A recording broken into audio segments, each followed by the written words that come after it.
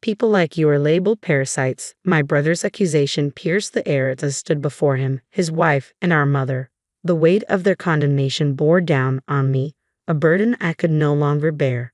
We're going to be living together from now on, so can you leave? Those words echoed in my mind, igniting a fury I could no longer suppress. I, too, am flawed, imperfect in my own right. Yet their unkindness only fueled my resolve. No longer will I endure their scorn silently. It's time they realized the mistake of underestimating me. With determination as my guide, I plotted to confront my brother and mother head-on. My name is Jessica, a 37-year-old office worker. 3 years have passed since my father's battle with cancer ended, leaving behind a final plea for me to care for our mother. It was this solemn promise that drew me back to the family home. But instead of gratitude, all I received were endless demands, as if my sacrifices were expected, not appreciated. I'm heading out to grab dinner with the neighbors. Can you spare some cash? She casually tossed the request my way. Make sure you have some money ready for tomorrow. It's my friend's birthday, and I need to get a gift. Her demands seemed endless. Our vacuum cleaner is ancient. We need a new one, the latest model, she insisted, adding yet another item to the list. Each demand felt like a weight pressing down on me, her temper flaring if I dared to object. Reluctantly, I found myself acquiescing to her desires. Managing the constant stream of requests became a chore in itself.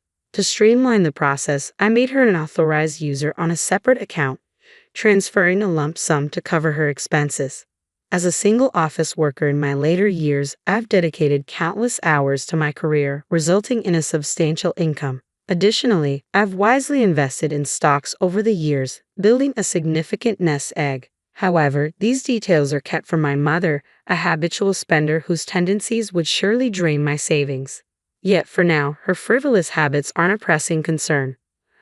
Unbeknownst to her, I diligently save while she continues to splurge. Our monthly expenses tally around $4,000, largely due to her extravagance. I recognize the wastefulness of our situation, but altering it proves daunting. I'm not prepared to sever ties with my mother, despite the financial strain. Conflicting emotions towards familial duty cloud my judgment. Is valuing family a facade, or simply a sign of vulnerability? The driving force behind my continued existence in this distorted reality is the pledge I made to my father. He was my beacon of integrity, hard-working, compassionate, and forthright. From a young age, I revered him, striving to emulate his exemplary character. Following his sage advice, start early, reap the rewards, I began stashing away funds during my student days, laying the groundwork for future investments. Even upon entering the workforce, I remained steadfast in my savings pursuits, eventually amassing enough capital to venture into the world of investments. Throughout this journey, I absorbed invaluable lessons on financial literacy, a legacy passed down from my father. Armed with knowledge, I navigated the complexities of investment with relative ease, reaping profits and avoiding major pitfalls. Similarly, I mirrored my father's work ethic, seeking his counsel whenever I encountered professional challenges. In the early years of my career, post-work drinks with my father became a cherished tradition, providing a sanctuary for candid discussions away from the tensions that sometimes brewed at home. While my mother's presence occasionally injected discord into our conversations, those moments shared with my father offered solace and clarity amidst life's tumult. Under my father's guidance, I flourished in my career, finding both success and a newfound sense of self-assurance. My passion for my work deepened, feeling a profound dedication to my professional pursuits.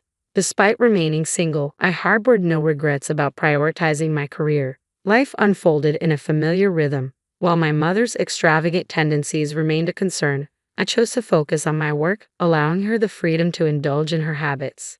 Yet, amidst the demands of my job, my mother insisted on assigning household tasks, blurring the lines between work and home life. Determined to maintain equilibrium, I endeavored to balance both spheres of responsibility. Over time, I honed my domestic skills, mastering chores, and even refining my culinary talents. I viewed these endeavors optimistically, imagining they might one day serve me well in marriage. Nevertheless, the weight of my mother's expectations grew burdensome. I sensed the need to break free from the confines of this suffocating existence, yearning for a life unencumbered by her demands. Amidst the chaos of my daily life, the presence of my older brother and his wife only served to compound my troubles. David, my elder by 2 years, and his wife Lily, who coincidentally shares my age, began frequenting our family home more often. While their visits weren't inherently problematic historically, David and I never saw eye to eye. Our personalities clashed relentlessly. I embodied the conservative and prudent traits inherited from our father, while David mirrored our mother's impulsive and carefree nature. Since childhood, David's approach to finances mirrored his personality. He spent recklessly, devoid of any foresight or planning, living purely for the present moment. Yet despite his financial missteps, he possessed a cunning charm, adept at winning our mother's favor whenever he found himself in need of funds. "Mom, I truly appreciate all your hard work and dedication to keeping our household running smoothly," David would croon, effortlessly weaving his way into her good graces. "I promise to lend a hand with chores next time." With honeyed words, he effortlessly manipulated her, securing whatever his heart desired. Not only was David adept at charming our mother, but he also excelled in sports, particularly soccer, where his skills earned him admiration from the community. To our mother, David was the epitome of pride, a son whose accomplishments reflected positively on her. Basking in his accolades felt akin to receiving praise herself. Thus, it became routine for her to indulge his every whim, showering him with affection and gifts. In contrast, my strengths lay in academia, lacking the prowess displayed by my brother in sports. Consequently, from my mother's perspective, there was little cause for celebration in my endeavors. I appeared unremarkable, often overshadowed by David's achievements.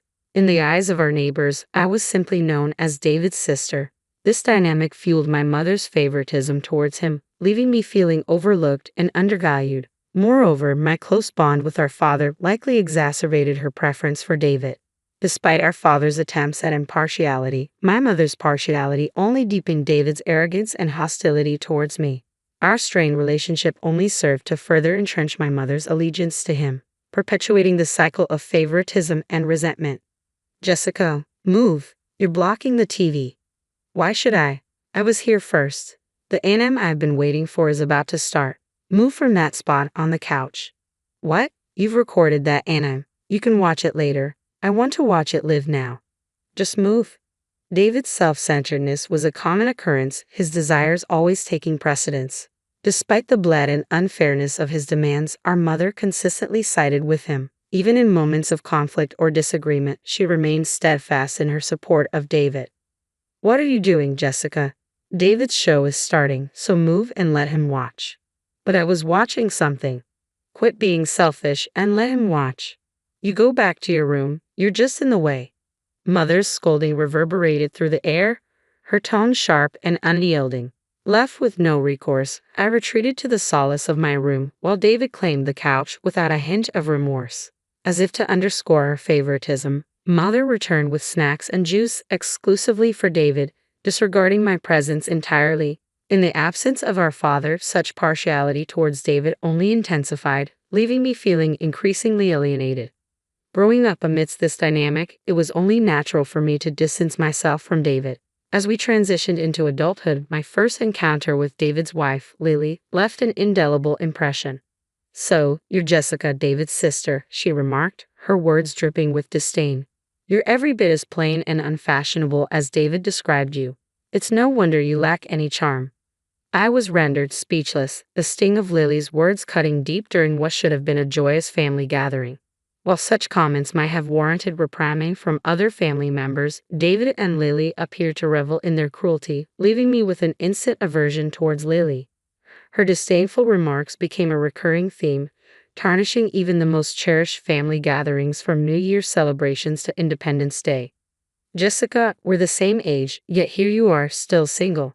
Have you ever even had a boyfriend?" Lily's taunts echoed through the room, amplified by David's chuckles of agreement. "No man would ever consider someone as ordinary as you. Jessica's always been devoid of worth, with nothing to offer." They jeered in unison, their words a harsh reminder of their disdain for me. In my father's absence, David and his wife seized the opportunity to demean me, with my mother offering no defense, only joining in their laughter.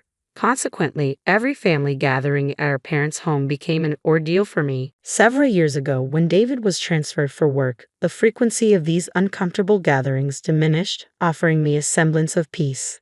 However, his recent return brought back the unwelcome intrusion. Regardless of the season, David and his wife now visit every weekend, disrupting my routine and exacerbating the tension. You're still as unremarkable as ever, aren't you? Living at home at your age. It's simply unacceptable. Did you know they call women like you parasite singles? It's embarrassing to have someone like you as my sister-in-law. Their mocking words only adding insult to injury. David and Lily's harsh words strike a chord of truth within me. It's undeniably embarrassing. As the one who financially supports my mother's lifestyle, I find solace by retreating to my room whenever they belittle me. While they don't actively seek my company, I can't help but notice their outings with my mother. During these occasions, I hastily prepare and consume my meal before retreating to the sanctuary of my room, where I can work without much interaction with them.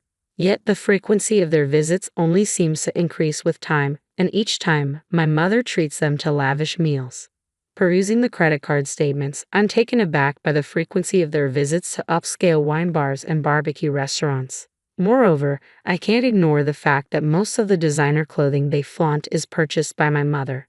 It's a perplexing situation. My mother showers them with gifts and treats, and they accept it as their entitlement. The disparity between their indulgence and my own frugality weighs heavily on my mind.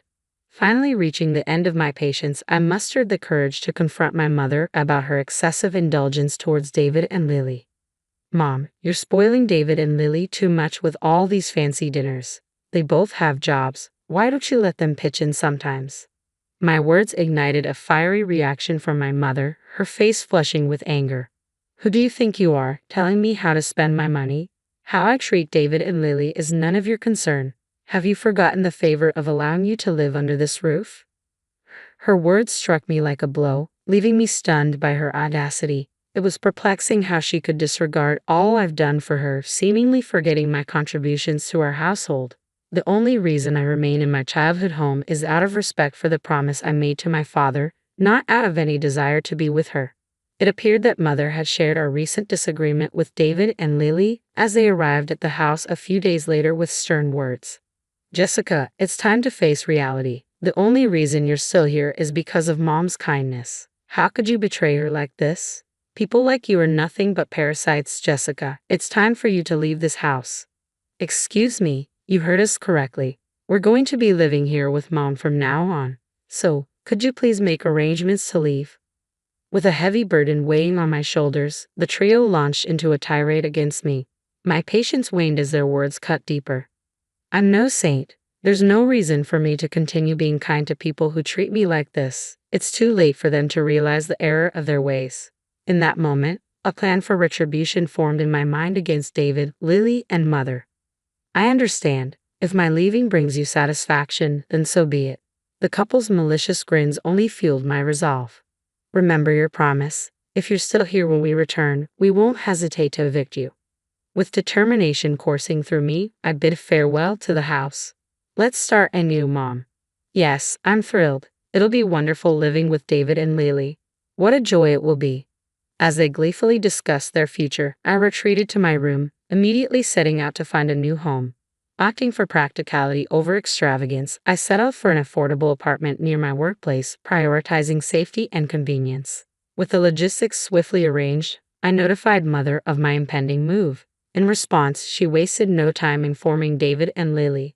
A week later, my relocation was complete, and it became clear that Mother's allegiance lay elsewhere. She embarked on a vacation with the couple, only returning in time for David and Lily's move into our family home. Soon after, Mother's voice crackled through the phone, laced with shock and anger. Jessica, what's going on? Where are all the furniture and appliances? Well, I bought them with my own money, so I took them with me, I replied calmly. Don't be absurd. I bought those with my money. Remember, you asked me to replace them, and I did. I paid for everything. Mother's frustration was palpable. You're mistaken. I've been using my own credit card for purchases, I countered. It seemed Mother had conveniently forgotten that the card she used was provided by me. But I let her accusations roll off me, ending the call casually. Eventually, Mother attempted to replace the missing items, only to find the bank account linked to her credit card had been emptied. A few days later, I received a call from David. Mom's credit card isn't working. What's going on? You're behind this, aren't you? David's accusatory tone sliced through the air, revealing his keen intuition. I simply took necessary measures, I replied, trying to frame my actions in a more positive light. His anger simmered beneath his words. You've been footing the bills all this time. Did you realize that every luxury, from fine wines to designer clothes, was funded by the sister you've belittled? So, unknowingly, we've been living off your generosity. David's realization hung heavy in the air. Exactly. How does it feel, David, to know your lifestyle was bankrolled by the sister you ridiculed? You two seem quite proud. Must be a blow to your ego, I remarked, deliberately provoking them. David appeared flustered, struggling to find a retort amidst his frustration. Why the hell would you do this? He finally exclaimed, his irritation palpable. Lily, who had been listening in, interjected with a pointed question. Why didn't you inform us earlier? Mom, does this mean you have no money left? Mother, caught off guard by Lily's accusation, stammered in response. I always assumed there was a substantial inheritance from your father. I'm sorry. While our father did leave behind some inheritance, Mother's extravagant spending habits depleted much of it, leaving little for us. It was this realization that prompted him to advise me to build my own wealth. I trust you'll find a solution. I've only followed your guidance, I asserted. Jessica, wait, we're not finished yet, David protested, but I refused to entertain further discussion, cutting ties with him, Lily, and Mother. Ignoring their pleas for reconciliation, I blocked their numbers. Subsequently, I received emails from both Mother and David, each pleading for assistance. Through these messages, a startling revelation emerged. David had resigned from his job under the mistaken assumption that he could live off our presumed family wealth. It was clear that his lavish lifestyle had left him with unrealistic expectations. Currently, they struggle to make ends meet with part-time jobs, their past extravagance now a distant memory. Their constant disputes only serve to underscore the stark contrast between their previous lifestyle and their current reality. Despite their pleas to move in with me, I remained steadfast in my decision to sever ties, choosing to ignore their messages and focus on my own path. Currently, I revel in the tranquility of my solitary existence. I've severed ties with David and Mother, content in the knowledge that I've honored my father's wishes. Focused on my career and financial goals, I am determined to expand my wealth through diligent work and strategic investments.